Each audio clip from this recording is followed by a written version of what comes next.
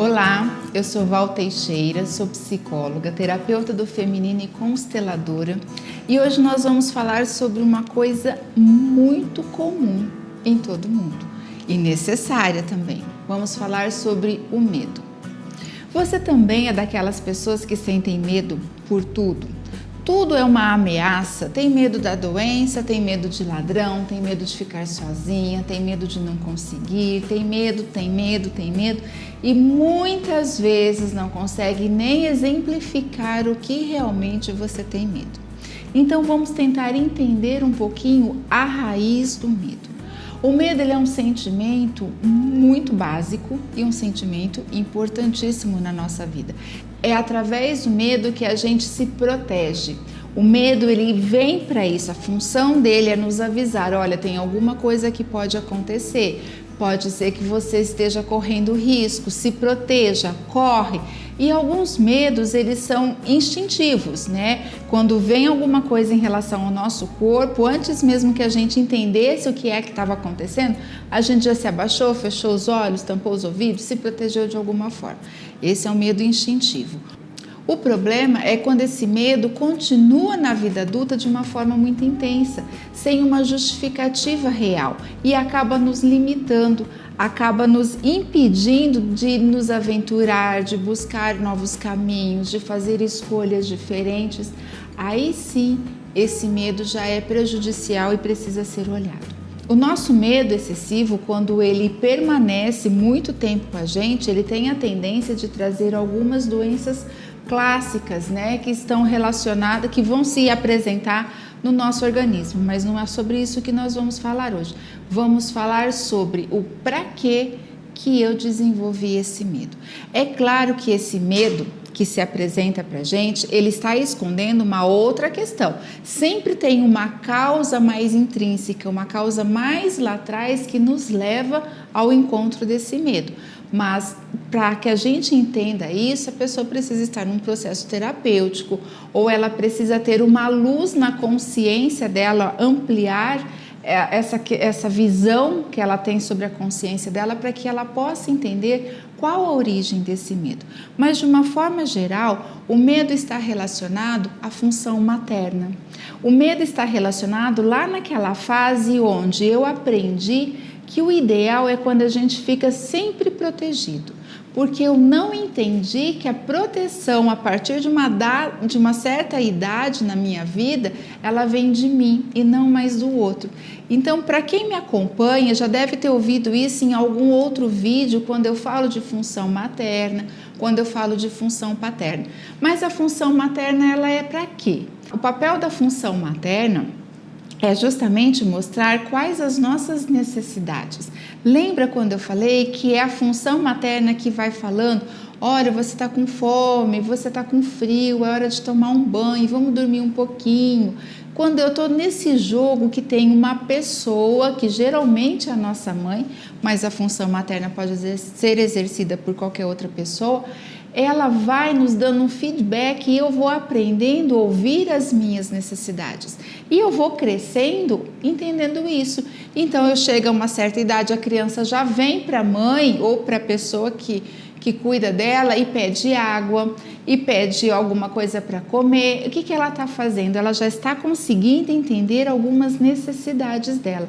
O problema é que algumas crianças se desenvolvem e permanecem nessa função, porque quando ela chega na idade de entrar em contato com a função paterna vem falar o quê? Olha, você já aprendeu o que você precisava, agora você pode caminhar sozinha, agora você já pode ir para a vida, você já pode se arriscar, vai buscar coisas novas, você consegue dar um salto maior. Então, é a função paterna, que de novo pode ser exercida por qualquer pessoa, não necessariamente só o pai, é a função paterna que começa a trazer essa autorização.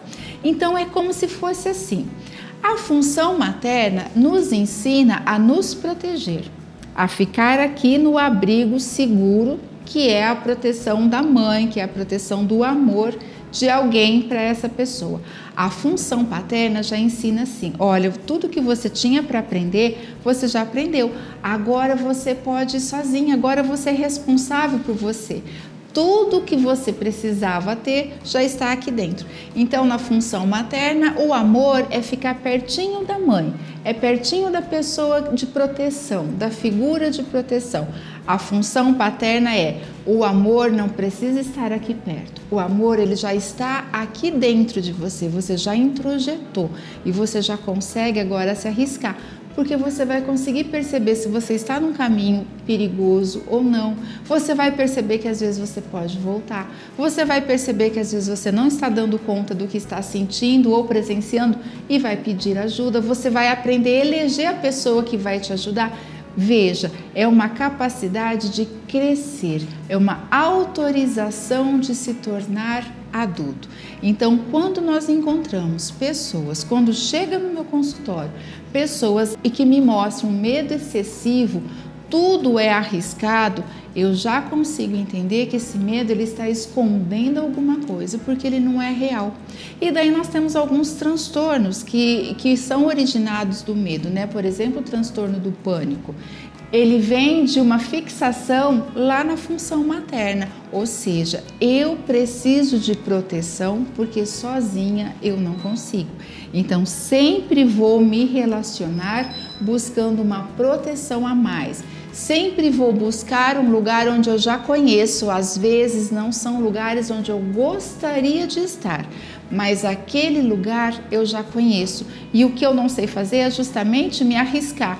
Então, mesmo que seja ruim, aqui eu conheço todos os probleminhas que eu vou ter e eu continuo aqui. Então, quando falamos do nosso medo, não estamos necessariamente falando de traumas, estamos falando de funções que não foram bem desenvolvidas, funções que não me foram autorizadas a tomar. E daí eu continuo sempre num estágio anterior ao estágio que eu estou agora.